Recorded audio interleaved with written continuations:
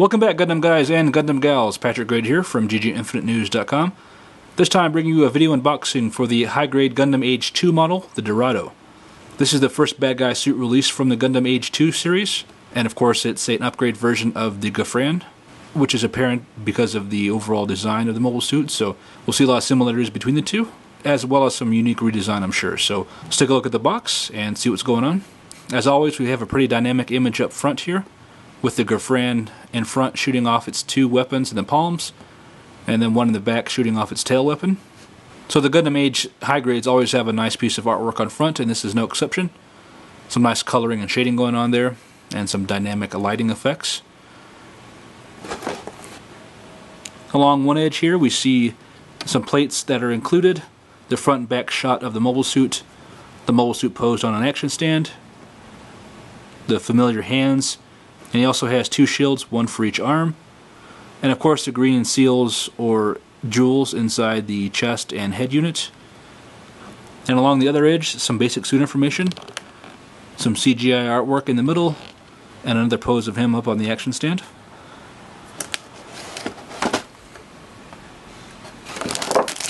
And inside you get two bags. The first bag having the A plate with some really bright purple and gray, and the green for the inner jewel, as well as a plate of polycaps. And the second bag has more purple, and one of the black that we've come to expect to see on the bad guy suits from the Gundam Age series. And of course a manual.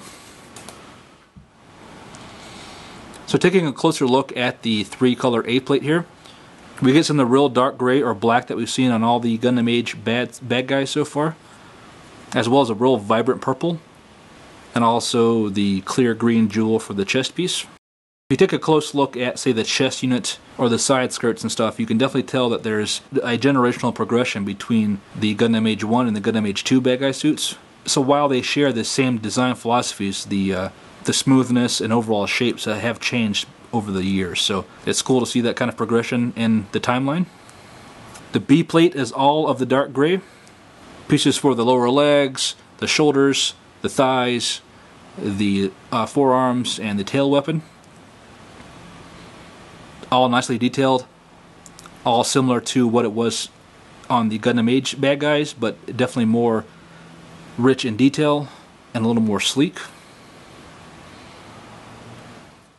The third and final plate is the C plate, which is all of the nice deep purple. We see the long tail weapons, the shields for either forearm, as well as the remaining pieces for the shoulders, the tail weapon, the feet, and other detail pieces. So overall I'm really impressed with this purple. I can't recall a Gundam kit that I've built with purple on it like this, so this is something cool to see. And of course we get a plate of polycaps.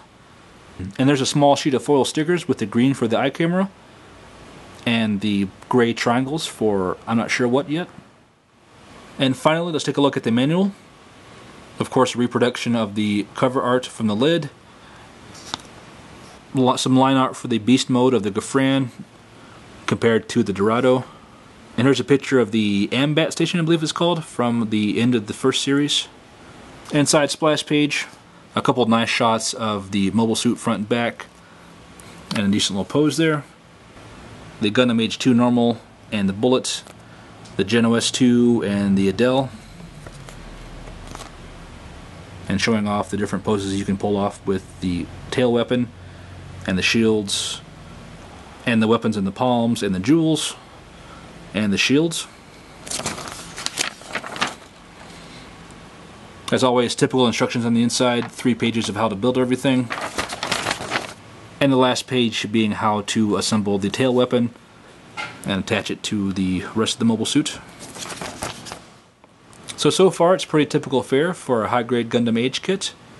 I was really happy with the Gundam Age 2, very impressive kit, so I'm excited to see how this one turns out. And already I like the different color of the purple. I think that's a pretty unique feature, even though it's just a color. So I'll be back soon with a review on this kit and show you how it turned out and compare it to the Gundam Age 2 normal and the old school Zetas and see if there's anything significantly better between the Age 1 and Age 2 bad guys. So stay tuned and I'll see you soon.